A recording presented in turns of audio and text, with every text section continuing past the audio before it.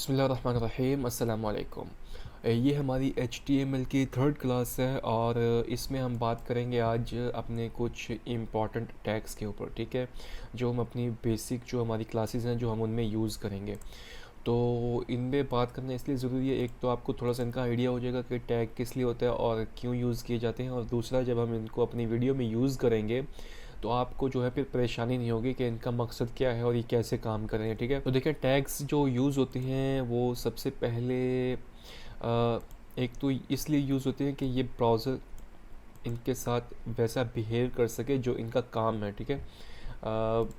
अपनी क्लास में चलते हैं और फिर स्टार्ट करते हैं, फिर वहीं पे आपको मैं समझाता हूँ। तो देखिए, सबसे पहले वही हमने काम करना है, अपना VS कोड ओपन कर लेना है और हमारा VS कोड ओपन हो गया और यहाँ से हम जाएंगे, अपना ओपन फोल्डर करेंगे और वही हमारा same folder web development course, ठीक है। सेलेक्ट किया, सेलेक्ट फोल्डर किया और ये हमारा जो है फोल्डर ओपन हो गया। इसको मैं बंद कर देता हूँ। ये थर्ड क्लास मैंने कवर की थी, लेकिन मसला ये हो गया कि मैंने ये पूरी क्लास रिकॉर्ड कर ली थी और पूरा लेक्चर जो है मैंने रिकॉर्ड कर लिया था, लेकिन बाद में मुझे पता चला कि जब मैं रिकॉर्डिंग कर रहा था तो मेरा माइक जो है उस वक्त बंद था। तो ये 2-3 दिन पहले की बात है, तो मैं भी दोबारा से ये वीडियो रिकॉर्ड कर रहा हूँ आप लोगों के लिए। तो काइंडली इतना कर दिया करें कि अगर आपको वीडियो समझ आती है, अगर आप जो सीखने आए हैं वो अगर आपको समझ में आ रहा है, तो आप वीडियो को लाइक कर दिया करें और चैनल को ज़रूर सब्सक्राइब कर दें। और मुझे अच्छा खासा रिस्पांस मिल रहा है और काफ़ी लोग सपोर्ट कर रहे हैं, वीडियोज़ को लाइक भी कर रहे हैं और सब्सक्राइब भी कर रहे हैं चैनल को। तो बस यही चाहिए होता है और कुछ नहीं चाहिए होता, इतनी मेहनत का फल होता है ये। तो चलें, हमने वही यहाँ से न्यू फाइल लेनी है और लिखते हैं क्लास 3, ठीक है, क्लास 3.html। और सबसे पहला काम वही बॉयल प्लेट लगाएंगे हम अपनी शिफ्ट प्रेस करके और 1 या एक्सक्लेमेशन मार्क, ठीक है, और प्रेस एंटर। हमारी बॉयलर प्लेट जो है वो लग चुकी है और यहाँ पर टाइटल में दे देंगे, मैं क्लास 3 दे देता हूँ। तो सबसे पहले जो हमारा टैग है, लेकिन इसको 1 मिनट पहले कंट्रोल S2, ये आप डॉट देख रहे हैं जहाँ पे भी क्रॉस आ रहा है। अगर मैं यहाँ से माउस हटाऊँ तो देखिए यहाँ पे डॉट आ रहा है। इस डॉट का मतलब है कि ये हमारी फाइल सेव नहीं है, हमने इसमें कोई भी एडिटिंग की है तो ये डॉट आपको शो हो जाएगा। तो इसका मतलब है कि ये आपने इसमें जो एडिट किया है वो फाइल अभी सेव नहीं हुई है आपकी। अभी मैं कंट्रोल S प्रेस करता हूँ तो ये देखिए ये डॉट हट जाएगा, क्योंकि ये इसके बाद फाइल सेव हो जाएगी। तो देखें, अभी मैंने कंट्रोल S प्रेस किया और फाइल सेव हो गई मेरी। अब देखें डॉट शो नहीं हो रहा यहाँ पे। तो मैंने फाइल सेव कर दी और मैं जाता हूँ अपना गो लाइव के ऊपर, ताकि हम इसका जो लाइव रिज़ल्ट है वो अपने ब्राउज़र में देखते रहें। तो यहाँ से हम अपने लाइव ब्राउज़र में आ चुके हैं और देखें यहाँ पर अभी बॉडी में हमने कुछ भी नहीं लिखा, इसलिए ये बिल्कुल खाली आ रहा है। अब अगर मैं यहाँ पे बॉडी में लिख दूँ हेलो वर्ल्ड, ठीक है, सेव किया तो देखें हेलो वर्ल्ड लिखा हुआ आ गया। अब हम इसको थोड़ा सा जूम इन कर लेते हैं ताकि नज़र आए हमको जो हम एडिट कर। तो देखिए, सबसे पहला टैग हमारे पास था H1 का। H1 मतलब कि ये टैग यूज़ होता है हेडिंग के लिए, ठीक है। अब देखें, मैं चाहता हूँ, आप सोच सकते हैं कि यार हेडिंग हम ऐसे भी लिख सकते हैं बगैर H1 दिए, जैसे हमने लिखा है क्लास 3, ठीक है, कंट्रोल S टू सेव किया और क्लास 3 आ गया। लेकिन अगर मैं जो है वो इसकी अगली लाइन में जाके, यानी कि ये तो हो गई हेडिंग, मैं समझ कर 2 लाइनें छोड़ देता हूँ और मैं नीचे लिखता हूँ पैराग्राफ लॉरम 10 लिख के, मतलब कि लॉरम 10 लिखूँगा तो 10 वर्ड का मुझे पैराग्राफ जनरेट करके दे देगा, ये जो इसकी एमिट है, ठीक है। तो ये मुझे 10 वर्ड का पैराग्राफ जनरेट करके दे देगा। अब एंटर प्रेस किया तो देखें 10 वर्ड का। अब देखें, मैं यहाँ पे शिफ्ट ऑल्ट प्रेस करके और F प्रेस करता हूँ तो मेरा ये डॉक्यूमेंट फॉर्मेट हो जाएगा। ये जो लाइन बहुत आगे चली जाती है वो यहाँ पे, अगर बहुत लंबी लाइन है तो वो मुझे यहाँ से जो है बार बार ऐसे नहीं करना पड़ेगा, तो वो लाइन यहाँ से टूट के यहीं पे आ जाएगी। इसको बंद कर देता हूँ। अच्छा, तो अभी मैंने इसको 10 वर्ड का पैराग्राफ भी दे दिया। अब मैं कंट्रोल सेव करता हूँ तो देखें इसने यहीं से ले लिया, ठीक है, यानी कि मेरी हेडिंग के बाद से शुरू कर दिया। मैं चाहता था, मैंने 2 लाइनों की स्पेस दी थी। तो देखिए, यही मसला होता है, हम इसलिए हेडिंग्स देते हैं, इसलिए हम जो है वो अपने टैग्स लगाते हैं ताकि ब्राउज़र इनके साथ वैसा बिहेव करे, इनको वैसा दिखाए जैसा हम चाहते हैं। तो इसलिए हम टैग यूज़ करते हैं। तो सबसे पहले टैग होता है हेडिंग का, H1, ठीक है। इसमें हम लिखेंगे अपनी हेडिंग, अभी मैं हेडिंग लिख देता हूँ ताकि आपको समझ में आए। अब देखिए हेडिंग लग चुकी है। अगर अब मैं इसके बाद कोई लिखूँगा कोई पैराग्राफ तो वो ऑटोमेटिकली नीचे आएगा, क्योंकि ब्राउज़र को पता है कि ये H1 का टैग है और H1 का टैग का मतलब है हेडिंग, तो वो हेडिंग अलग लाइन में लिखेगा और लॉरम और पैराग्राफ जो है लॉरम 10 करता हूँ तो वो इसको अलग लाइन से स्टार्ट करेगा। तो देख लें आप, इसने अलग लाइन से स्टार्ट किया। इसको थोड़ा सा जो है वो जूम आउट कर लेते हैं, हेडिंग बहुत बड़ी दिख रही है। अब देखिए टैग जो एक तो इसलिए यूज़ होता है कि ब्राउज़र जो है आपका पहचान सके कि ये हेडिंग है, इसको उस तरह से डील करना है। और दूसरा जो है हम टैग इसलिए यूज़ करते हैं क्योंकि टैग के साथ हम एट्रीब्यूट लगाते हैं आईडी और क्लास का। अब उससे क्या होता है, फ़र्ज़ करें मेरे पास यहाँ पे 2 3 4 टैग हैं, ठीक है। मैं शिफ्ट ऑल्ट प्रेस करके डाउन एरो की प्रेस करता हूँ, ये मेरे पास डुप्लीकेट होते जाएंगे। अब मेरे पास फ़र्ज़ करें 4 टैग हैं। अब 4 टैग मैं चाहता हूँ कि मैं इस वाले टैग को जो है ना वो कलर रेड कर दूँ, तो मैं कैसे करूँगा। अब मेरे पास तो ये सब के नाम H1 है। अगर फ़र्ज़ करें हमारी क्लास में 3 4 बच्चे हैं, उनका नाम सेम है, ठीक है, कोई भी नाम आप कह लें, उनका सेम नाम है। अगर सर जो है वो किसी एक को बुलाना चाहते हैं तो वो कैसे बुलाएंगे। ज़ाहिर है सर अगर किसी लड़के का नाम अली है तो अगर सर कहेंगे अली खड़े हो जाओ, तो चारों अली खड़े हो जाएंगे या चारों कंफ्यूज हो जाएंगे, भाई किस बंदे को सर कह रहे हैं। 4 अली हैं इस क्लास में, 5 अली हैं, तो सर किस अली को बुला रहे हैं। तो सर अगर किसी को भी बुलाएंगे तो उसका सर नेम यूज़ करेंगे, क्योंकि सर नेम सबका अलग अलग होगा, ठीक है। तो यहाँ पे देखें सेम यही काम है। यहाँ पे H1 के 4 टैग हैं। अब मैं अगर किसी एक को रेड करना चाहता हूँ, फ़र्ज़ करें मैं यहाँ पे स्टाइल का टैग दे देता हूँ। अभी आपने ये स्टाइल क्या है, क्या अगर आपको समझ में नहीं आ रहा, आपने बिल्कुल जो है अपने दिमाग में ज़ोर नहीं डालना, ये हम इस पर आएंगे और हम इसको जो है वो डिस्कस करेंगे। अगर आप बिगिनर्स हैं तो आप इस पर बिल्कुल जो है वो अपना दिमाग ख़राब करने की ज़रूरत नहीं है इस वक्त, ठीक है। स्टाइल टैग में बस हम जाके अपने जितना भी डॉक्यूमेंट है उसको स्टाइल करते हैं। अब मैं चाहता हूँ कि मैं तीसरे वाले को जो है वो रेड कर दूँ, तो मैं यहाँ पे लिखूँगा H1 और लिखूँगा कलर रेड।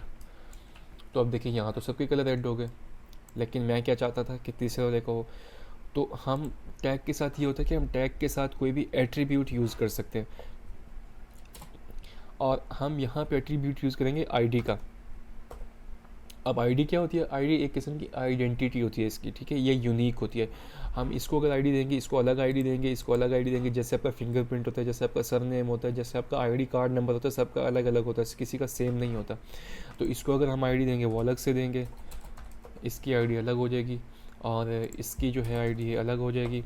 अब मैं यहाँ पे देता हूँ इसकी आईडी H1 दे देता हूँ। ये H1 नहीं देते क्योंकि वो फिर H1 ही ले लेगा।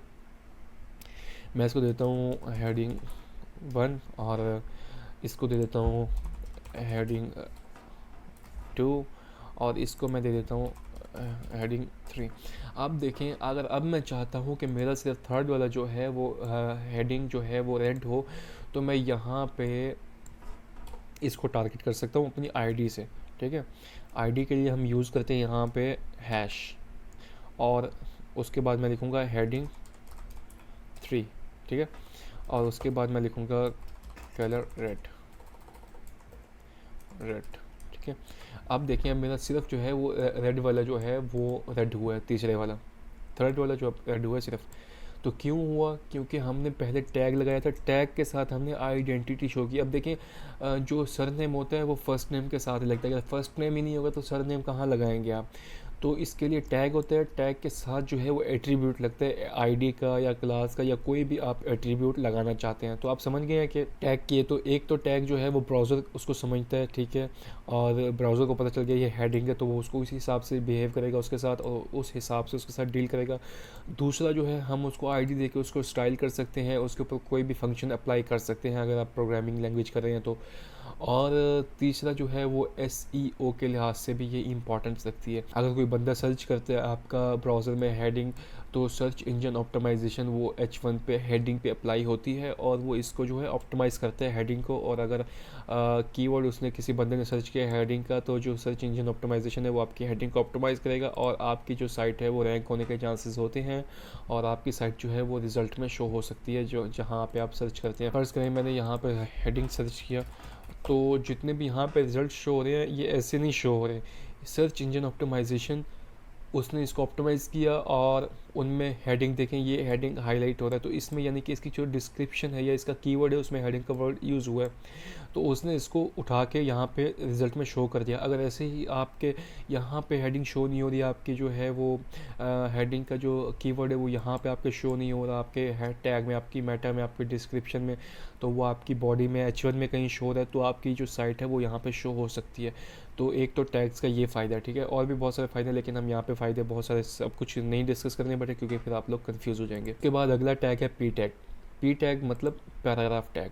अब देखें, अच्छा यहाँ पे एक और बात, सॉरी मैं बताना भूल गया, यहाँ पे देखें H1 जो होता है ना, ये टोटल H1 से लेके H6 तक होते हैं जो हेडिंग के टैग होते हैं। अब इनका क्या मतलब है, देखें H1 तो मैं लगा देता हूँ यहाँ पे, H1 लगाया और इसमें मैं लिखता हूँ हेडिंग, और यहाँ पे मैंने लिखा फिर, अभी देखिए मैं डायरेक्ट कैसे दूसरी नई लाइन में आ गया हूँ, मैंने कंट्रोल प्रेस करके एंटर प्रेस किया और मैं न्यू लाइन में आ गया हूँ।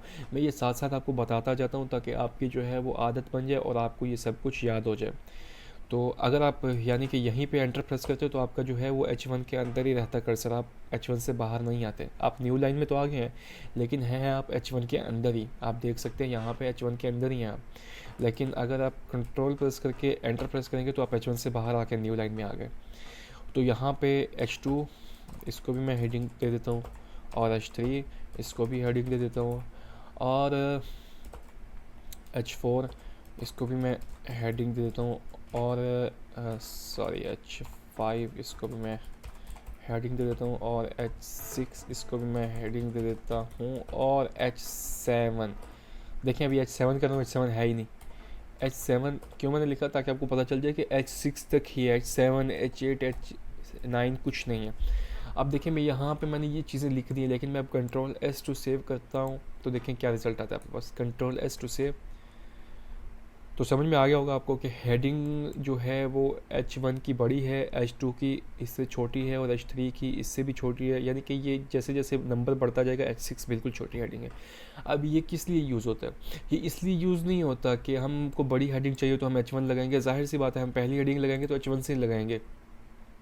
लेकिन मैं चाहता हूँ मैं ये सिर्फ साइज़ के लिए नहीं है, H1 से लेकर H6 तक आपने सिर्फ साइज़ नहीं दिखाना होता है इसका।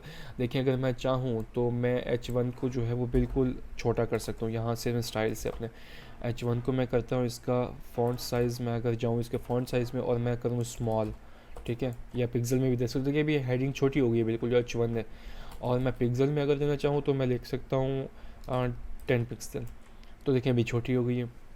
तो यहाँ से इसका मतलब ये नहीं होता कि H1 का मतलब है कि बड़ी हेडिंग लगेगी और H2 का मतलब है कि छोटी हेडिंग लगेगी, इसका यहाँ से मतलब होता है, आप यहाँ से देख लें H1 H2 अगर ये बड़ी है तो यहाँ से आप सोचें कि H1 जो है वो ज़्यादा इम्पॉर्टेंट है H2 के, और H2 जो है वो ज़्यादा इम्पॉर्टेंट है H3 के। अब क्या मतलब हुआ, फ़र्ज़ करें यहाँ पर इसके बाद एक पैराग्राफ है लॉरम, और कंट्रोल S टू सेव किया।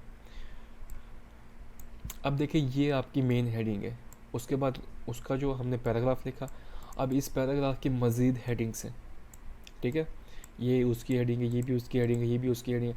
अब यहाँ पे इसका मतलब ये हुआ कि अगर हेडिंग के अंदर हेडिंग आएगी तो आपने H1 के अंदर अगर आप कोई हेडिंग देना चाहते हैं तो आप H2 की हेडिंग देंगे, उससे क्या होगा, उससे ब्राउज़र इसकी इंपॉर्टेंस समझेगा कि भाई ये सबसे इम्पॉर्टेंट है, उसके बाद ये वाली इंपॉर्टेंट है, इनका बराबर दर्जा नहीं है, ये हेडिंग इसके अंदर आ रही है। अगर आप साइज़ के लिए यूज़ करना चाहते हैं तो आप साइज़ के लिए यूज़ कर सकते हैं, इसका मसला नहीं है। लेकिन अगर आप SEO के हिसाब से देखें तो SEO के अंदर वो इसकी इंपॉर्टेंस नहीं लेगा, वो सबसे पहले इसकी इंपॉर्टेंस लेगा, ठीक है, वो इसको इम्पोर्टेंट समझेगा। इससे उम्मीद करता हूँ ये आपको समझ में आ गया होगा, और मैं यहाँ से जो है इसको रिमूव कर देता हूँ।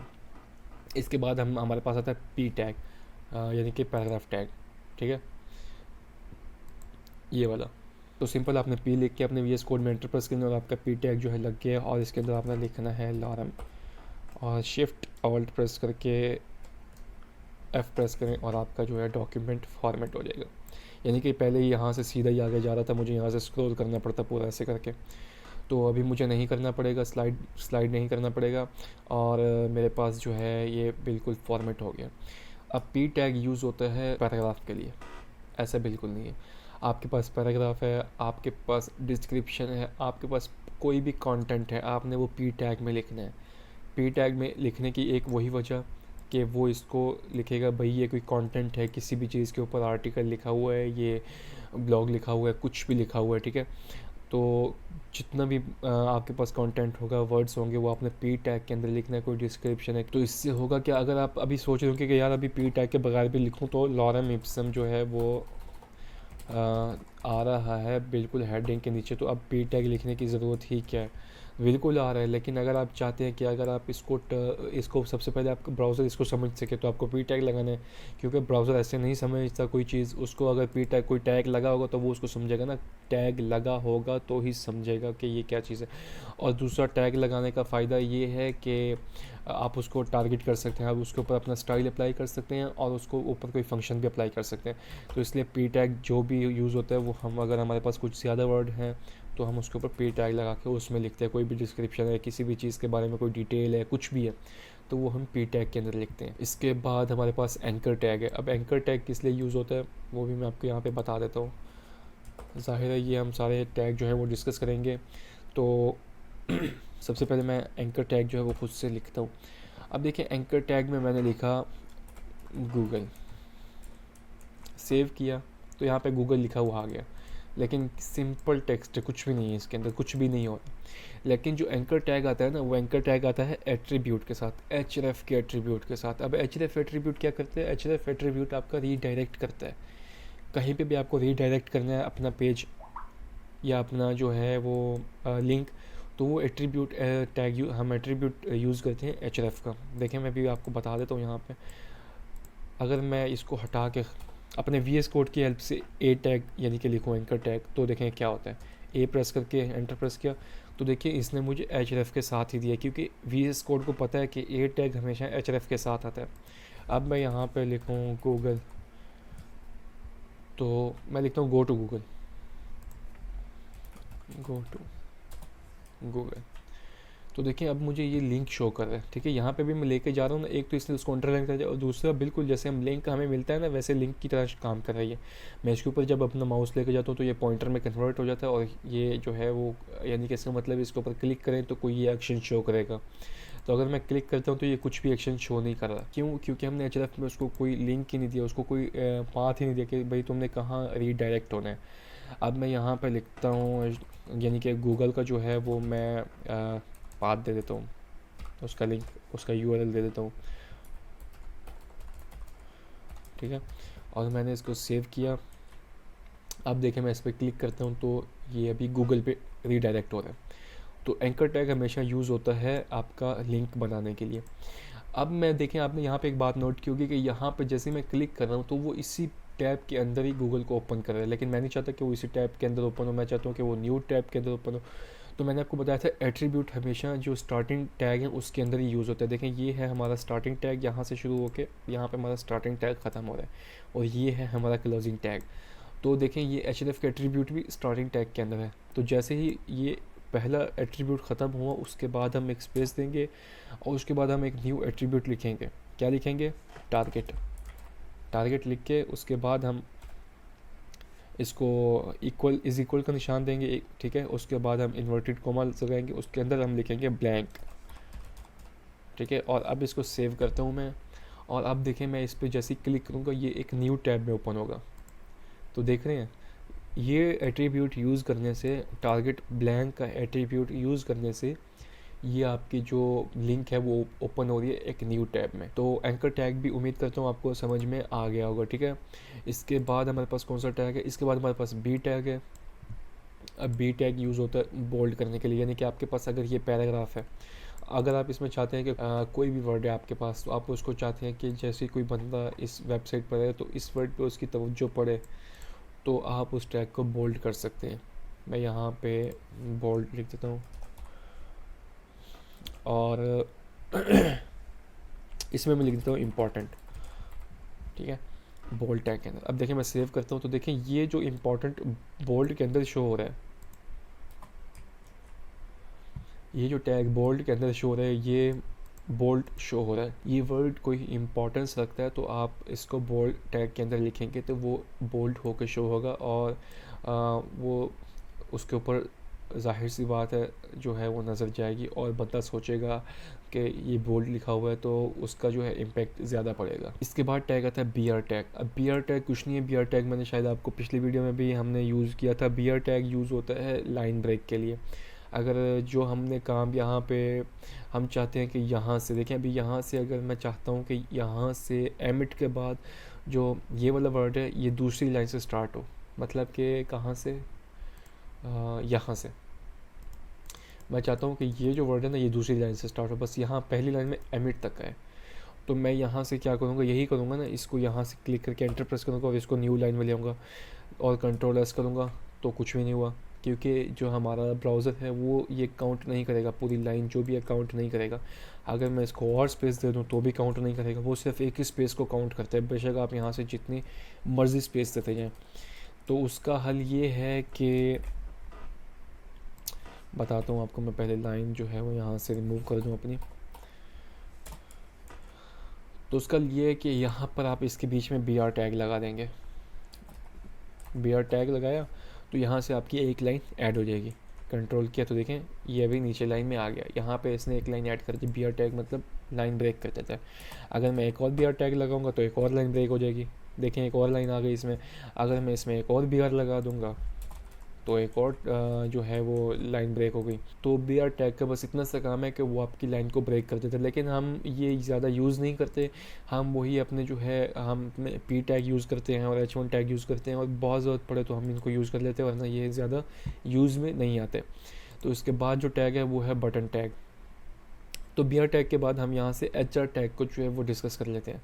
मैं इसको यहाँ से कट करके यहीं पे जो है वो प्लेस कर देता हूँ, ताकि क्योंकि बी आर के बाद एच आर ही बनता है। तो एच आर टैग किस लिए यूज़ होता है, अगर आपने यहाँ पे बी आर दे दिया, ठीक है, अभी लाइन आ गई और एच आर टैग लगाऊंगा तो देखें क्या होता है। एच आर टैग लगाया और कंट्रोल एस टू सेव किया तो देखें यहाँ पर एक लाइन आ गई है। अब एच आर टैग लाइन लगाने के लिए होता है। एच आर लगाया एक और लाइन आ गई, और एक और एच आर लगाया तो एक और लाइन आ गई। तो अगर आप चाहते हैं कि कहीं पे आप लाइन लगाना चाहते हैं तो आप एच आर टैग का यूज़ कर सकते हैं। एच आर टैग सिर्फ एक लाइन खींच देता है। और इसके बाद बटन टैग है। बटन टैग जैसे कि पता ही अभी बटन शो करेगा, तो मैं यहाँ पे बटन टैग यूज़ करता हूँ और इसमें इसको कंट्रोल एस टू सेव करता हूँ तो देखिए यहाँ पे इसने बटन शो किया, लेकिन है कुछ नहीं। क्यों नहीं है, क्योंकि हमने इसके अंदर कुछ लिखा ही नहीं है। सबमिट लिख देता हूँ और कंट्रोल एस टू सेव करता हूँ तो देखें यहाँ पे सबमिट लिखा हुआ आ गया। अब मैं चाहता हूँ कि ये जो सबमिट है, वैसे तो हम इसको जो है वो यूज़ करेंगे डिव के अंदर या फिर अपनी CSS से हम इसको अगली लाइन में लाना चाहते हैं, लेकिन मैं चाहता हूँ कि ये बिल्कुल इस लिंक के बाद ना आए, ये अगली लाइन में है बटन। तो मैं यहाँ पर भी कर सकता हूँ कि यहाँ पर यानी कि बटन से पहले और एंकर टैग के बाद कहीं पे भी बी आर लगा सकता हूँ। यहाँ पे लगा सकता हूँ या फिर यहाँ पे लगा सकता हूँ या फिर यहाँ पे लगा सकता हूँ। बस ये होना चाहिए कि बटन टैग और एंकर टैग के बीच में आना चाहिए वो बी आर, इन इधर इधर आना चाहिए, इस जगह पे इनके बीच में, तो लाइन ब्रेक हो जाएगी। बी आर लगाया तो ये मेरा आ गया न्यू लाइन में। एक और बी आर लगाया तो ये मेरा फासले से आ गया, इसने डिस्टेंस पकड़ लिया। तो सबमिट का बटन शो हो गया। अब आप सोच रहे होंगे कि यार इसमें तो और कुछ भी नहीं है, तो इसको हम टारगेट कैसे करेंगे, वो हम बाद में बात करेंगे। बस फिलहाल आपको मैं इन टैग्स के बारे में समझा रहा हूँ कि इनका काम क्या है, ये काम करते कैसे हैं। तो बटन टैग लगा के तो सबमिट शो हो गया। अब इस पर क्लिक कर रहा हूँ, कुछ भी नहीं कर रहा क्योंकि इसका हमने बैक एंड नहीं बनाया हुआ। तो हम इसको एक आईडी देंगे, फ़र्ज़ करें बता ही देता हूँ थोड़ा सा, आपका जो है वो माइंड क्लियर हो तो जाए। आईडी देंगे मतलब कि इसकी आइडेंटिटी, और देंगे BTN1 दे दिया, मतलब बटन 1 है ये। तो इसको हम बाद में प्रोग्राम लिखेंगे, उसमें हम बताएंगे कि जो BTN1 है उसका काम क्या है। जब हम उस पर सबमिट करें तो वो क्या करे, वो पूरा फॉर्म उठा के इस जगह पे सबमिट कर दे, उस जगह पे सेव कर दे। तो इतना सा काम है इसका। तो ये जब हम आगे पढ़ेंगे तो उसके बाद जो है वो समझ में आ जाएगा। BTN टैग के बाद है डिव टैग। डिव टैग जो है वो बहुत यूज़ होने वाला टैग है। अब डिव टैग समझ लें कि सिर्फ एक कंटेनर है, इसमें हम अपनी चीज़ें रख सकते हैं। जैसे हम अपने बॉक्सेस में चीज़ें रखते हैं ना, ऐसे डिव टैग हम यूज़ करते हैं। अब डिव टैग का फ़ायदा क्या है, मैं यहाँ पे आपको बता देता हूँ। मेरे पास एक डिव है, मेरे पास दो पैराग्राफ हैं, ठीक है। एक अलग टॉपिक से है और दूसरा अलग टॉपिक से है, लेकिन जो एक टॉपिक से है उसमें मैं अलग थीम देना चाहता हूँ, और जो नेक्स्ट पैराग्राफ है, जो नेक्स्ट कंटेनर है, उसको मैं अलग थीम देना चाहता हूँ। मैं यहाँ पर आपको एक्सप्लेन कर देता हूँ। ये डिव है, इसमें मेरे पास H4 की हेडिंग है और हेडिंग, और यहाँ पे पैराग्राफ लॉरम 5, ठीक है। और यहाँ पे मैंने ले लिया 3 पैराग्राफ। अब दिखाता हूँ आपको इसका कमाल। डिव, यहाँ पे मेरे पास एक और डिव है और इसके अंदर भी H2 की हेडिंग है और हेडिंग और क्लास। इनको भी मैं डुप्लीकेट कर लेता हूँ और शिफ्ट, ठीक है। अब देखें यहाँ पे कमाल देखें, ये एक अलग डिव है, कंटेनर है, इसको समझ लें हम डिव क्यों यूज़ करते हैं, और ये एक अलग डिव है। अब डिव यूज़ होता है मतलब कि इसका मतलब होता है डिवीजन, लेकिन डिव यूज़ करने का फ़ायदा देखें। यहाँ पे अगर मैं चाहता हूँ कि जो मेरा, मैं पहले सबसे पहले इसको आईडी देता हूँ क्योंकि ये भी डिव है ये भी डिव है। अगर मैं यहाँ पे लिखता हूँ डिव और कलर रेड दे देता हूँ तो वो दोनों पे अप्लाई कर देगा, लेकिन मैं नहीं चाहता क्योंकि डिव कंटेनर है, ये मेरा अलग कंटेनर है। मैंने डिव लिखा ही क्यों जब मैंने सब पे अप्लाई करना था। मैं इस पर कुछ और देना चाहता हूँ, इस पर कुछ और देना चाहता हूँ। मैं चाहता हूँ कि इस पर जो भी है उसमें एक फंक्शन अप्लाई हो और इसमें जो भी है उसमें एक स्टाइल अप्लाई हो। तो सबसे पहले तो मैं इसको आईडी दूंगा, मतलब इसको एक पहचान दूंगा आईडी, और लिखूँगा div1। आप कुछ भी नाम लिख सकते हैं, ज़रूरी नहीं है div1 लिखें। और आईडी मैं यहाँ पे लिखूँगा div2। अब देखें यहाँ पे मैं इसको जो है आईडी के लिए हम यूज़ करते हैं हैश, और मैं लिखूँगा div1 और इसको मैं दूंगा बॉर्डर 2 पिक्सल का सॉलिड रेड। अच्छा, काम इसलिए नहीं कर रहा है, सॉलिड का स्पेलिंग गलत हो गया, सॉलिड, सॉरी। तो देखिए यहाँ पर div1 को बॉर्डर लग गया, और यहाँ पर मैं दूसरा दूंगा अपना div2 को, और यहाँ पे लिखूँगा बॉर्डर और 2 पिक्सल सॉलिड और ग्रीन। सेव किया तो देखिए ये अलग कंटेनर है, ये अलग कंटेनर है। अब मैं जो इसमें चीज़ अप्लाई करूँगा वो इसमें नहीं होगी। फ़र्ज़ करें मैं चाहता हूँ जो टेक्स्ट कलर है वो हो जाए ब्लू। अब मैं ये किस पे अप्लाई करूँ, div1 के ऊपर। तो देखिए इस पर जितना भी टेक्स्ट का कलर है वो ब्लू हो गया, और मैं चाहता हूँ कि जो div2 है उसका जो कलर है वो हो जाए आपका पर्पल। तो देखें इसका पर्पल हो गया। तो ये होता है डिव का फ़ायदा। अगर हम अलग अलग डिव बना लेते हैं और उनके ऊपर जो है वो बिल्कुल एक तरह से फिर उनके ऊपर कोई भी फंक्शन अप्लाई कर सकते हैं। जैसे जैसे हम यूज़ करेंगे आगे तो आपको समझ में आता जाएगा। बस आप ये ज़हन में रखें कि डिव जस्ट एक कंटेनर है, आप इसमें एक चीज़ भी रख सकते हैं, आप इसमें 10 चीज़ें भी रख सकते हैं। तो हम यूज़ करेंगे तो आपको समझ में आ जाएगा। उसके बाद हमारे पास जो टैग आ रहा है वो सेक्शन टैग है। अब सेक्शन टैग भी बिल्कुल डिव की तरह काम करता है, लेकिन क्या होता है डिव हम बहुत सारे यूज़ करते हैं। हम अपने डॉक्यूमेंट में डिव बहुत सारे यूज़ करते हैं, लेकिन सेक्शन टैग हम सिर्फ 2 3 4 ही यूज़ कर सकते हैं। वैसे तो आप जितने मर्ज़ी यूज़ कर लें, लेकिन जो ज़्यादातर यूज़ होते हैं वो थोड़े से होते हैं। क्यों, सेक्शन एक थीम होता है, समझ लें। अब जो सेक्शन टैग है वो भी एक किस्म का काम करता है डिव की तरह, लेकिन इनमें एक डिफरेंस है। देखिए मेरे पास यहाँ पर एक एग्जांपल पड़ी है। यहाँ पर देखें ये जो ऊपर का हिस्सा होता है हेडर और नेव बार, ये अलग सेक्शन में लिखेंगे आप। ये साइड बार हो गई, इसको आप अलग सेक्शन देंगे, और ये फुटर हो गया, इसको आप अलग सेक्शन देंगे। और यहाँ पे कंटेंट आता है एक वेबसाइट का, तो इसको अलग सेक्शन दे देंगे। अब क्या होगा कि ये समझ लें एक किस्म का डिवाइड हो गया थीम के हिसाब से और अपने फंक्शन के हिसाब से।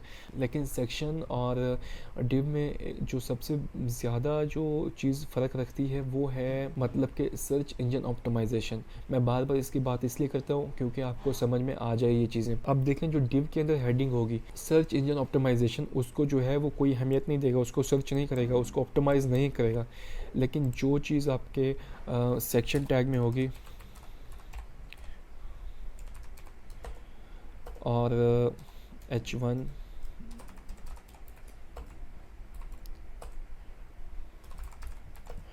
लेकिन जो चीज़ आपके जो है वो सेक्शन टैग में होगी उसको जो सर्च इंजन है वो ऑप्टिमाइज़ करेगा। उसके अंदर जो हेडिंग लिखी हुई है, डायरेक्ट जो आपके सेक्शन टैग में हेडिंग लिखी हुई है, सर्च इंजन उसको ऑप्टिमाइज़ करेगा। अगर वो शो हो रही है, वो मैच कर रही है आपके कीवर्ड से, जो सर्च करने वाला है उसका कीवर्ड से मैच कर रही है, तो आपकी जो साइट है वो रिज़ल्ट में शो होगी। अब ऐसा नहीं है कि वो बिल्कुल फ्रंट पेज पे होगी, वो हो सकता है वो दूसरे तीसरे या हो सकता है किसी और पेज पे शो हो, लेकिन वो शो होगी उस रिज़ल्ट में। तो सेक्शन में और डिव में ये मेन डिफरेंस है। तो इधर तो हम बहुत जो डिटेल में बात नहीं करने बैठे हुए टैग के ऊपर, जब हम इनको आगे यूज़ करते जाएंगे तो हम इनको डिस्कस करते जाएंगे और समझते जाएंगे। इसके बाद इमेज टैग है। इमेज टैग मतलब ज़ाहिर हो रहा है इमेज लगाने के लिए होता है। इमेज टैग हम यूज़ करेंगे और ये सोर्स के साथ आता है। सोर्स में हम देते हैं इसका फाइल का पाथ। अब आप यहाँ पे यूआरएल भी लिख सकते हैं कहीं से भी ला के, तो ऑनलाइन किसी भी वेबसाइट से ला के आप यूआरएल भी लिख सकते हैं यहाँ पे। और यहाँ पर जो है मैं आपको दिखा देता हूँ। मैं बल्कि अगर आप चाहते हैं कि आप यहीं से जो है वो अपने, मेरे पास इमेज का फ़ोल्डर है जो इसमें एक फ़ाइल पड़ी है, एक फ़ोल्डर यानी कि एक पिक्चर पड़ी है, तो मैं यहीं से चाहता हूँ मैं आपको यहाँ से भी दिखा देता हूँ और ऑनलाइन भी ला कर दिखा देता हूँ। तो देखें सबसे पहले मैं स्लैश लगाऊंगा और लिखूंगा, देखें अभी उसने शो भी कर दिया। मैं इमेजेस में जाऊंगा, फिर से स्लैश लगाया और इमेज 2, कंट्रोल एस किया तो देखें मेरे पास यहाँ इमेज शो हो गई। ठीक है। अगर मैं चाहता हूँ कि ऑनलाइन लेके आऊँ तो मैं लिखता हूँ फ्री इमेजेस, लिख देता हूँ, कुछ भी लिख देता हूँ, आप कुछ भी लिख सकते हैं, बस मुझे आपको जो है वो डेमो करके दिखाना है थोड़ा सा। इसका हमने जो है कॉपी यूआरएल किया है, कॉपी इमेज एड्रेस हमने करना है, कॉपी इमेज एड्रेस करके और यहाँ मैं आके इसको पेस्ट कर दूँगा। तो यहाँ पर आके पेस्ट किया और कंट्रोल एस टू सेव किया तो देखिए मेरे पास ये इमेज यहाँ पे शो हो गई। देख रहे हैं बहुत बड़ी शो हो रही है। मैं इसको थोड़ा सा जो है वो, ठीक है, अब ये वैसे शो हो रही है जितना इसका जो है वो साइज़ है, एक्चुअल साइज़ जितना है, लेकिन हम एक्चुअल साइज़ जो यहाँ से भी सेट कर सकते हैं। अगर आप विड्थ कम करना चाहते हैं तो आप विड्थ का एट्रीब्यूट देंगे और विड्थ आप कर दें 100 पिक्सल तो देखें ये बिल्कुल छोटी हो जाएगी। ठीक है। तो आप यहाँ से भी सेट कर सकते हैं विड्थ हाइट वगैरह। तो फिलहाल हम इसको छेड़छाड़ नहीं कर रहे, लेकिन जो इसके साथ ऑल्ट का एट्रीब्यूट है ये किस लिए काम होता है, या अब यहाँ पे मैं अब लिख देता हूँ कि लोडिंग। ठीक है। अब देखें कुछ भी फ़र्क नहीं पड़ा, लेकिन मैं आपको बताता हूँ इससे होता क्या है। अब फ़र्ज़ करें किसी वजह से, जैसे आपने देखा होगा कभी कभी आपका इंटरनेट बहुत स्लो होता है और आपकी इमेज लोड नहीं होती और आपके पास एक आइकन सा आ जाता है, उसके ऊपर लिखा होता है एरर या लिखा होता है इमेज इज़ लोडिंग या कुछ भी लिखा होता है। तो या फिर अगर किसी वजह से आपके पास इमेज लोड नहीं हुई इंटरनेट स्लो की वजह से या किसी और मसले की वजह से, तो ये फिर उसके बदले ऑल्ट का जो एट्रीब्यूट है वो शो होता है यहाँ पे। मैं आपको दिखाता हूँ कैसे। अब देखें यहाँ पे फ़र्ज़ करें मैंने एक ज़ीरो लिख दिया और इस जगह पे एक ज़ीरो और डाल दिया, और जबकि ये यूआरएल अब यानी कि ख़राब हो गया, अब ये यूआरएल वर्क नहीं करेगा। तो मैं कंट्रोल एस टू सेव करता हूँ तो देखें अब क्या लिखा हुआ आ गया, लोडिंग। देख रहे हैं आपने ऐसे आइकन बहुत देखे होंगे अगर आप इंटरनेट यूज़ करते हैं। तो ये यहाँ पे लोडिंग लिखा हुआ आ गया और साथ में ये आइकन आ गया। यहाँ पे मैं लिखता हूँ अगर एरर, एरर लिख दूँ तो देखें यहाँ पे एरर लिखा हुआ आ गया। सॉरी सॉरी सॉरी सॉरी, देखें एरर लिखा हुआ भी आ गया। तो इमेज टैग हम इस तरह से यूज़ कर सकते हैं। तो मैं इसको यहाँ से हटा देता हूँ और विड्थ में इसकी कर देता हूँ 300 पिक्सल, सॉरी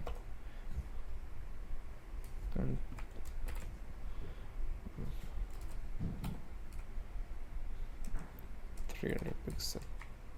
तो देखिए शो हो गई है मेरी इमेज। उसके बाद हम देखते हैं कौन सा टैग आ रहा है हमारे पास। उसके बाद हमारे पास आ रहा है लेबल का टैग। अब लेबल का टैग जो है वो ज़्यादातर यूज़ होता है इनपुट के साथ। अब इनपुट टैग क्या होता है, इनपुट टैग मतलब जहाँ पे हम अपनी इनपुट देते हैं, जैसे कि नाम से ही शो है। इनपुट लिखूँगा टेक्स्ट इज़ इक्वल टू, और यहाँ पे मैं लिख दूँगा नेम होता है, और नेम होता है हम कुछ भी लिख सकते हैं, फ़र्ज़ करें नेम ही लिख देता हूँ। और उसके बाद आईडी होती है। आईडी इसलिए हम लिखते हैं ताकि इसको जो है वो टारगेट करें बाद में स्टाइल करने के लिए और फंक्शन अप्लाई करने के लिए इसके ऊपर। तो यहाँ पे भी नेम लिख देता हूँ और एक और इनपुट टैग लूँगा, बल्कि इसी को जो है वो डुप्लीकेट कर लूँगा और यहाँ पे टाइप दे दूँगा password.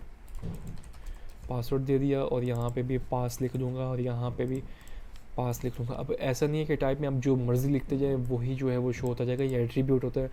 Type is equal to text भी एट्रीब्यूट है, और type is equal to password भी एट्रीब्यूट है, और type is equal to email भी एट्रीब्यूट है। तो इस तरह के एट्रीब्यूट डिफाइंड है। ऐसा नहीं है कि आप जो चीज़ लिखेंगे वही क्रिएट हो जाएगी। इनपुट, और यहाँ पे मैं लिखूँगा ईमेल, और यहाँ पे भी लिख दूँगा ईमेल। आप यहाँ पे नेम और आईडी में कुछ भी लिख सकते हैं अपना, इसका मसला नहीं है। तो अब देखें यहाँ पर मैं लिखता हूँ, बल्कि इसको कंट्रोल यहाँ पर लिखता हूँ इनपुट टैग से पहले नेम, और ताकि पता चले, और यहाँ पे लिखता हूँ पासवर्ड, और यहाँ पे लिखता हूँ मैं ईमेल। अब कंट्रोल एस टू सेव किया तो देखिए मेरे पास यहाँ पे नेम आ गया, यहाँ पे ईमेल आ गया, पासवर्ड आ गया। अब वही मसला एक दूसरे के आगे पीछे आ रहे हैं, तो यहाँ पे सबसे पहले मैं BR लिखूँगा नेम से पहले, ताकि यहाँ पे एक लाइन एक्स्ट्रा मिल जाए। तो देखिए अब नेम नीचे आ गया, तो एक नेम जो है मैं अपना पासवर्ड और नेम के बीच में लगाऊंगा BR, यहाँ पे लगा देता हूँ। तो देखें पासवर्ड भी नीचे आ गया और एक BR यहाँ लगा देता हूँ। तो देखें ये सब ऊपर नीचे आ गया एक दूसरे के। वैसे ये काम हम अपनी CSS से करेंगे इनको स्टाइल, लेकिन फ़िलहाल मैं आपको समझाने के लिए बता रहा हूँ। तो देखिए यहाँ पे पासवर्ड, यहाँ पे टेक्स्ट है, जहाँ पे टेक्स्ट है वहाँ पे हम जो भी लिखेंगे वो टेक्स्ट शो होगा। ठीक है, नेम लिखा मतलब कि मैं लिख दूंगा मैं अपना नाम, और पासवर्ड में जो हम लिखेंगे जहाँ पे हमने एट्रीब्यूट पासवर्ड दिया हुआ है टाइप, तो वहाँ पे जो है वो पासवर्ड के हिसाब से लेकर देखें। अभी वो आपको शो नहीं कर रहा, उसने प्राइवेसी आपकी रख ली है। और ईमेल में वो क्या करेगा, ईमेल में ये होता है कि अगर आप लिखते हैं, उसको ईमेल का फॉर्मेट पता होता है। अगर आप लिखते हैं ओमेर और एंटर प्रेस करेंगे तो वो आपका जो है वो ईमेल एक्सेप्ट नहीं करेगा, वो आपको यहाँ पे जो है वो एरर शो करेगा, क्योंकि उसको पता होता है ईमेल के अंदर @ यूज़ होता है, @ यूज़ होता है, और इसके साथ इस तरह के उसका gmail.com इस तरह से वो यूज़ होता है, तो वो उसको एक्सेप्ट करेगा। तो ईमेल का एक ये भी फ़ायदा होता है और वो उसको ईमेल की तरह डील करता है। अब लेबल कहाँ पर यूज़ होता है, देखिए यहाँ पे मैंने नेम लिखा हुआ है इनपुट से पहले, तो उसने नेम शो करा, लेकिन मैं यहाँ पे क्लिक कर रहा हूँ तो कुछ भी फ़र्क नहीं पड़ रहा नेम के ऊपर। तो लेबल हम यहाँ पे यूज़ करते हैं। लेबल से हम दो काम लेते हैं, मैं यहाँ से नेम हटा दूँगा, मैं यहाँ से भी जो है नेम हटा दूँगा, और यहाँ से भी नेम हटा दूँगा। अब सबसे पहले मैं क्या करूँगा, यहाँ पे इनको डिव के अंदर लिखूँगा। ठीक है, इनको मैं लिखूँगा डिव के अंदर, यहाँ से इसको मैं कट करके इसको बाहर ले आऊँगा, क्योंकि मुझे BR लगाने की ज़रूरत नहीं पड़ेगी फिर, क्योंकि डिव जो है वो एक ब्लॉक एलिमेंट है, वो इनलाइन एलिमेंट नहीं है। अब इनलाइन एलिमेंट और ब्लॉक एलिमेंट क्या है वो वीडियो में इसके बाद बनाऊंगा। फ़िलहाल आप इतना देखें कि वो ब्लॉक एलिमेंट है, और इसको भी मैं जो है वो डिव के अंदर लिख देता हूँ, और इसको भी बाद में हम कट करके पेस्ट कर लेते हैं। इसको भी यहाँ से यहाँ पे लिखा, इसकी अब ज़रूरत नहीं है हमें BR की, और इसकी भी हमें ज़रूरत नहीं है। अब देखें ये तीनों चीज़ें मैं डिव में लिख दी। अब देखें ये बिल्कुल एक दूसरे के ऊपर आ गए। अब क्या चाहता हूँ कि मैं इसको और इसको और इसको, अब देखें ये सारी चीज़ें मेरी डिव के अंदर आ गई हैं। ये एक डिव ये है, एक डिव ये है, और एक डिव ये है। अब मैं इनपुट टैग से पहले लगाता हूँ अपना लेबल, फॉर लिखूँगा। फॉर अब किससे मैं टारगेट करूँगा, मैंने आपको बताया था अगर आपने किसी चीज़ को भी CSS में या फंक्शन में कहीं पे भी टारगेट करना है तो उसका नाम से करेंगे, ID से। ID सबकी यूनिक होगी, ID सबकी एक जैसी नहीं होगी। देखें इसकी ID सबकी अलग अलग लिखी हुई है मैंने। ID में लिखता हूँ नेम, और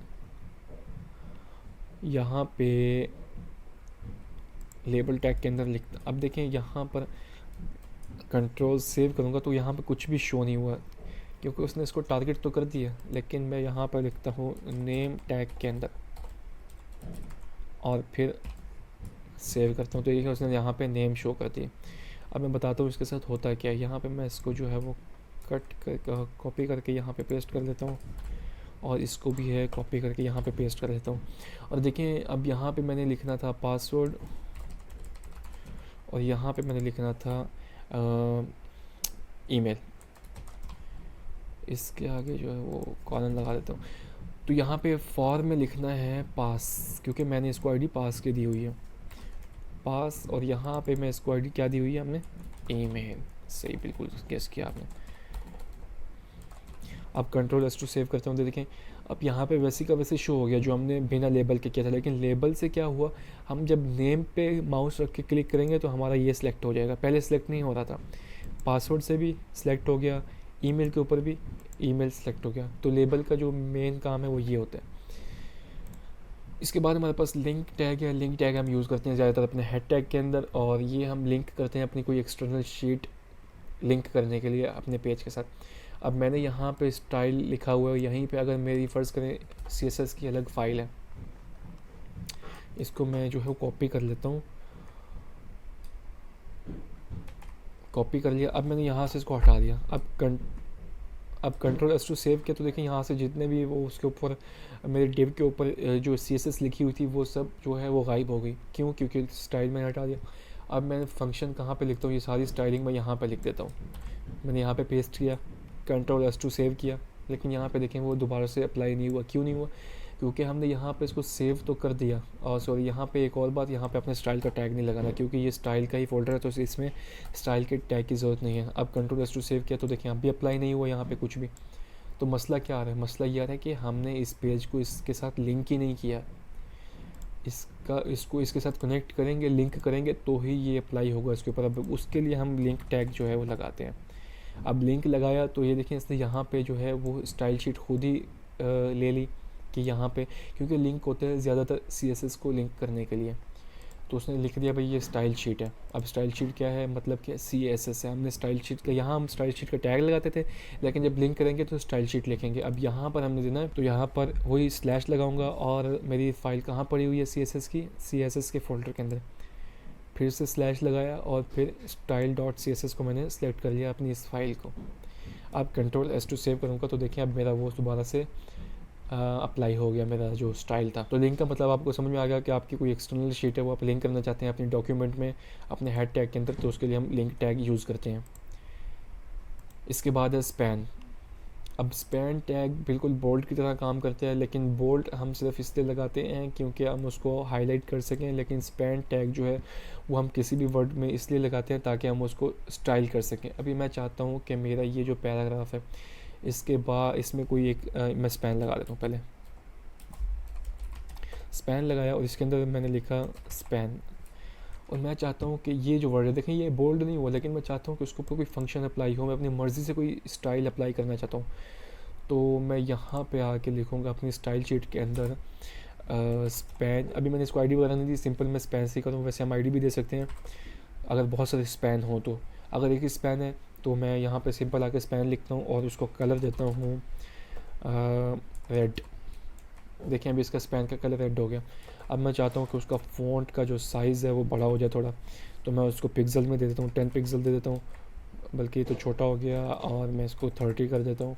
तो देखिए बड़ा हो गया, ठीक है। यानी कि अगर आप किसी वर्ड को अपने तरीके से उसको हाईलाइट करना चाहते हैं, उसके ऊपर इफेक्ट्स डालना चाहते हैं, उसके ऊपर स्टाइल डालना चाहते हैं, तो यहाँ पे मैंने सारा स्टाइल जो है वो अप्लाई कर दिया है। तो स्पैन का इतना सा काम होता है कि अगर आप किसी पर्टिकुलर वर्ड के ऊपर कोई अपनी हाइलाइट्स वगैरह अप्लाई करना चाहते हैं, अपनी स्टाइल अप्लाई करना चाहते हैं, तो वो आप यहाँ से कर सकते हैं। अब देखें इसके बाद हमारे पास कौन सा टैग आ रहा है, इसके बाद हमारे पास स्ट्राइक टैग आ रहा है। अब स्ट्राइक टैग असल में HTML5 में नहीं आ रहा, लेकिन काम तो कर रहा है फ़िलहाल। लेकिन अगर आप इसको यूज़ करेंगे, जब ये सर्वर पे जाएगा, जब ये ऑनलाइन काम करेगा, तो इसमें एरर आ सकता है, क्योंकि आपके ब्राउज़र इसको सपोर्ट नहीं करेंगे। क्यों नहीं करेंगे? क्योंकि ये HTML5 में अभी कैंसिल हो चुका है। लेकिन यहाँ पे देखिए मैं अगर लिखता हूँ एक डिव ले लेता हूँ। डिव से क्या होता है, डिव में ऑटोमेटिकली हम अगली लाइन में चले जाते हैं, एक अलग कंटेनर में चले जाते हैं। मैं डिव के अंदर लिखता हूँ प्राइस इज़ 100 रुपीज़, या खाली RS कर देता हूँ। तो यहाँ पे मेरे पास सिंपल लिखा हुआ आ गया। इस तो देखिए मैंने यहाँ से इसको थोड़ा सा जो है वो जूम कर लिया, बल्कि यहाँ पे मैं जो है थोड़े से वो BR दे देता हूँ इसके बाद, इस डिव के बाद, क्योंकि ये काम हम स्टाइल से करते हैं CSS में, तो वो अभी हम नहीं कर रहे यहाँ पे। तो देखिए मेरे पास लिखा हुआ है प्राइस इज़ 100 रुपीज़। अब मैं चाहता हूँ कि इस प्राइस को एडिट किया है मैंने 90 किया है, तो मैं चाहता हूँ कि लोगों को पता चले कि पहले इसकी प्राइस जो थी वो 100 थी। किसी भी आप वर्ड पे आप कोई भी वर्ड एडिट करते हैं, उसको आप चाहते हैं कि उसको पता चले कि पहले ये वर्ड था, पहले ये प्राइस थी, अब ये है। तो आप क्या करेंगे, 100 को लिखेंगे स्ट्राइक के अंदर 100, और इसके बाद लिखेंगे आप 90, यानी अभी प्राइस 90 कर दिया आपने। तो देखिए 100 के ऊपर एक स्ट्राइक आ गई, मतलब कि आप इससे कोई भी काम लिख सकते हैं। आपने कोई वर्ड लिखा हुआ है, आपने कोई सेंटेंस लिखा हुआ है, आपने उसके अंदर कोई एडिट किया है कोई वर्ड, ठीक है, आप उसको कट करके, अगर आप उसको कट करना चाहते हैं, आप दिखाना चाहते हैं कि ये वर्ड अभी कट हो गया, अब इसकी जगह पे ये वर्ड यूज़ हो रहा है, तो आप स्ट्राइक का यूज़ करते हैं। लेकिन यहाँ पे देखें जितने भी टैग्स हैं उनका कलर जो है वो थोड़ा सा ऑरेंज सा है, ठीक है, रेड नहीं है बिल्कुल, लेकिन यहाँ पे बिल्कुल रेड दिखा रहा है। क्यों? क्योंकि ये जो टैग है ये भी कैंसिल हो चुका है। तो इसकी जगह कौन सा टैग आया, इसकी जगह टैग आया है डेल का। सॉरी डेल का टैग है, इसके अंदर मैं लिखूँगा 100 और अब देखें वही सेम काम मैं सेव कर दिया, लेकिन यहाँ पे फ़र्क नहीं पड़ा। और यहाँ पे डेल के साथ अभी एक न्यू टैग है इंसर्ट का, यानी कि अगर आप चाहते हैं कि इसको भी मेंशन करना चाहते हैं कि अब ये वाली न्यू जो वैल्यू है वो ये है, तो आप यहाँ पे लिखेंगे इंसर्ट, ठीक है, इंसर्ट, और इसके अंदर लिखेंगे 90 और इसको जो है आप कैंसिल कर देंगे। और देखें इसने इसको अंडरलाइन कर दिया, मतलब कि आप चाह रहे हैं कि इसको आपने कट किया, पता चला भाई ये अभी ख़त्म हो गया और इसको अंडरलाइन कर दिया क्योंकि अभी न्यू वैल्यू ये है, तो इसको आप इंसर्ट के अंदर लिख सकते हैं। अगर आप नहीं लिखना चाहते तो कोई मसला नहीं है, लेकिन आप लिख सकते हैं। तो मैं नहीं लिखना चाह रहा, मैं खाली 90 लिखता हूँ, तो इस तरह भी सही है, चलेगा। तो ये होता है आपका जो है वो स्ट्राइक का टैग, और स्ट्राइक का खैर भी ख़त्म हो चुका है, तो डेल इसकी जगह हम डेल और इंसर्ट यूज़ करेंगे। तो स्ट्रॉन्ग टैग इसके बाद आता है। स्ट्रॉन्ग टैग जो है वो बिल्कुल काम करते हैं आपके बोल्ड टैग की तरह, लेकिन ये थोड़ा सा एसईओ के ऊपर जो है सर्च इंजन ऑप्टिमाइजेशन के ऊपर इम्पेक्ट डालता है। तो यहाँ पे इसको हम उसी पे अप्लाई करते हैं अपने पैराग्राफ के ऊपर। कहाँ गया हमारा पैराग्राफ, यहाँ पे हम लिखते हैं bold tag, sorry strong tag था हमारा। स्ट्रॉन्ग के अंदर मैं लिखता हूँ स्ट्रॉन्ग। अब देखें ये भी बोल्ड कर देगा और इसका इम्पैक्ट जाएगा आपके एसईओ के ऊपर। तो देखें ये भी स्ट्रॉन्ग है, और ये सब चीज़ें जो है वो एसईओ के लिहाज से होती हैं, और दूसरा इनका इम्पैक्ट पड़ता है आपके जो आपका क्लाइंट है, जो आपकी वेबसाइट को जो देख रहा है उसके ऊपर इसका इम्पैक्ट पड़ता है। वो इसके ऊपर वो देखता है कि भाई ये बोल्ड किया हुआ है। तो इसके बाद जो है वो स्टाइल तो पता ही है आपको, हम टैग यूज़ करते हैं अपने हेड टैग के अंदर। अगर मैं यहाँ से जो है ना करके यहाँ से सारा कुछ जो है कॉपी कर लेता हूँ, कॉपी किया, और मैं चाहता हूँ कि ये मैं जो CSS लिखूँ अपनी वो इसी टैग के अंदर लिखूँ, तो उसके लिए हम वही स्टाइल टैग लगाते हैं, और स्टाइल टैग के अंदर हम जितनी भी CSS लिखते हैं वो अप्लाई हो जाती है। तो देखिए यहाँ पे भी कोई फ़र्क नहीं पड़ा, क्योंकि मैंने वही सेम CSS उठा के यहाँ पे कॉपी कर दी अपने स्टाइल टैग के अंदर। अब स्टाइल टैग हेड टैग के अंदर भी हम यूज़ कर सकते हैं, अपनी बॉडी टैग के अंदर भी बॉडी टैग के बाद भी यूज़ कर सकते हैं, यहाँ पर भी यूज़ कर सकते हैं। तो वो हमें कहाँ यूज़ करनी है वो हम बाद में बात करेंगे, लेकिन स्टाइल टैग के अंदर हम अपनी जितनी भी चीज़ें लिखेंगे वो हमारी CSS होगी, वो हमारा जो है वो इस पर अप्लाई होगा। तो स्टाइल टैग होता है CSS के लिए। इसके बाद आता है डिटेल्स टैग। तो डिटेल्स टैग और समरी टैग जो मोस्टली वो इकट्ठे यूज़ होते हैं, यहाँ पे इसको भी देख लेते हैं। मैं यहाँ पे लिखता हूँ डिटेल्स के अंदर मैं लिखता हूँ, फ़र्ज़ करें lorem 10 लिख दिया, और ऑल्ट शिफ्ट ऑल्ट प्रेस करके F प्रेस किया तो ये फॉर्मेट हो जाएगा, और मैंने इसको Ctrl+S सेव किया। तो देखें अब देखें जितनी भी चीज़ हमने, जितना भी पैराग्राफ हमने डिटेल टैग के अंदर लिखा है वो क्लोज़ हो गया, ठीक है। हम इसको यहाँ पे ओपन करने का निशान आ रहा है, ओपन करने का एक आइकन आ रहा है, एक मार्क आ रहा है। हम इसको ओपन करेंगे तो वो हमको यहाँ पे शो हो गया, लेकिन हम चाहते हैं कि डिटेल टैग जो है यहाँ पे कुछ हिंट शो करे कि इसके अंदर क्या चीज़ है, या उससे रिलेटेड कोई टॉपिक बाहर भी नज़र आए। तो मैं यहाँ पे ले लेता हूँ लॉरेम समरी ले लेता हूँ, पहले समरी टैग हम तो यूज़ करते हैं समरी टैग, और इसके अंदर मैं लिखता हूँ लॉरेम, या इसके अंदर लिखता हूँ प्लीज़ ओपन एंड रीड, ठीक है। अब क्या किया मैंने, अब इसके समरी टैग से बाहर आके मैं यहाँ पे लिखता हूँ लॉरेम 10।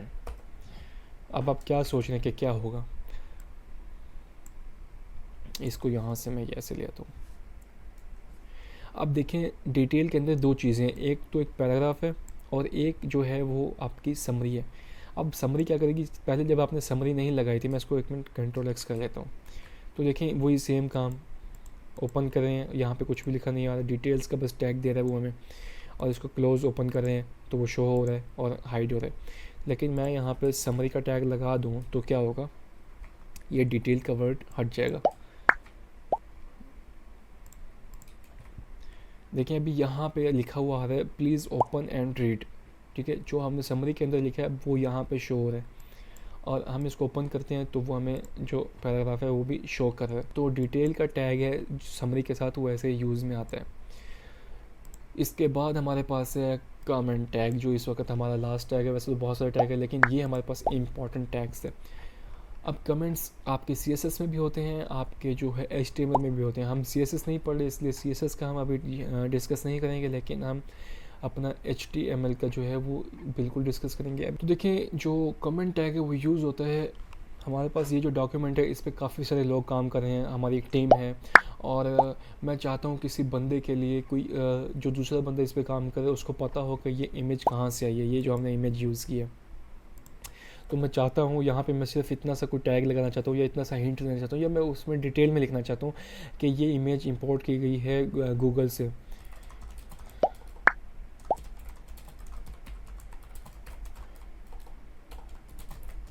अगर मैं फ़र्ज़ करें इतना सा लिख देता हूँ, तो मैं यहाँ से सेव करूँगा, तो यहाँ पे देखें इसके साथ ही लिखा हुआ आ गया दिस इमेज।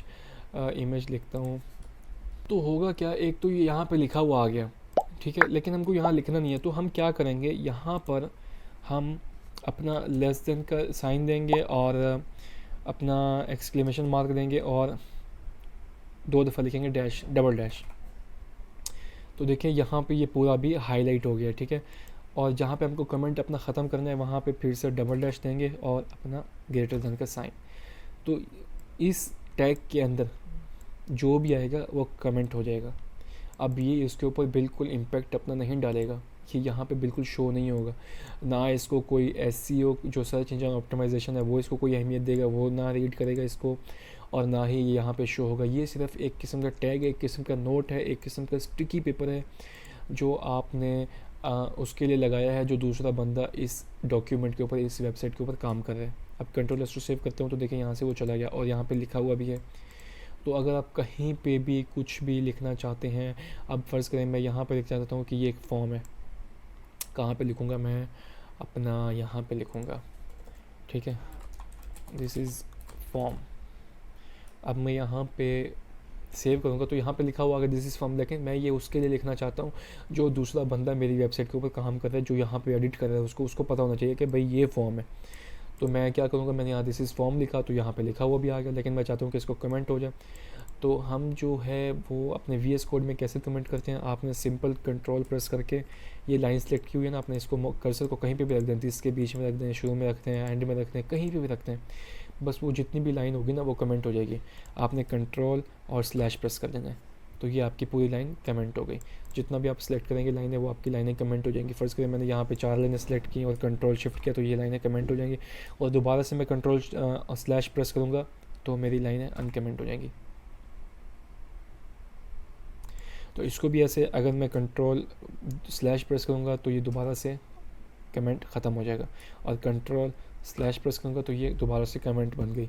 तो कमेंट इसलिए यूज़ होता है, ठीक है, कि अगर आप की वेबसाइट, आपके डॉक्यूमेंट पर बहुत सारे बंदे काम कर रहे हैं, एक टीम काम कर रही है, तो उनके लिए कोई कमेंट छोड़ना है, उनके लिए कोई नोट छोड़ना है, उनके लिए कोई जो है वो इन्फॉर्मेशन छोड़नी है आपने, तो आप कमेंट यूज़ करते हैं। तो उससे ये होता है कि वो यहाँ पे नज़र भी आता है और आपके ब्राउज़र में भी शो नहीं होता, और जो आपका सर्च इंजन ऑप्टिमाइजेशन है वो उसको ऑप्टिमाइज़ नहीं करता। तो उम्मीद करता हूँ इतने टैग्स जो हैं वो हमने जो बेसिक टैग जो हैं इस वीडियो में डिस्कस किए वो आपको समझ में आ गए होंगे। तो नेक्स्ट वीडियो में हम इंशाल्लाह देखते हैं कि कौन सा टॉपिक बनता है। तो अगर आपको वीडियो पसंद आई तो लाइक करें और हमारे चैनल को ज़रूर सब्सक्राइब कर लें। ये जितनी भी मेहनत है ये आप लोगों को समझाने के लिए, तो उम्मीद करता हूँ आपको वीडियो पसंद ही आई होगी। तो मिलते हैं फिर नेक्स्ट वीडियो में, तब तक मुझे दीजिए इजाज़त। अल्लाह हाफ़िज़।